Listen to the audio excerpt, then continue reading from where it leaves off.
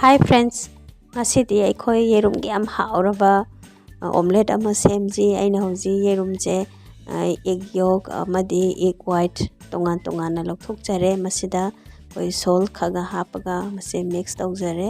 fajana mix tawsanbiro ado aina hauji fry pan da butter 1 teaspoon hapjare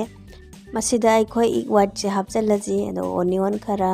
coriander leaves khara masi hapchinjare aduga fajana roll tawbiro roll tawa matamda tattanaba tawbiyo fajana cheksana half teaspoon butter hapjare masida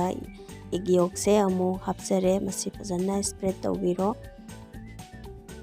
masi amu fajana roll toksalaji roll tawraba matung koi color se am fajare aise omelette se hobo lojare aduga aina cut tawjare ado yembiu mayam layer se manungda 3 layers color se uba phangani aduga adomna pambagi matungena tomato sauce hapaga sabiyo. Thank you.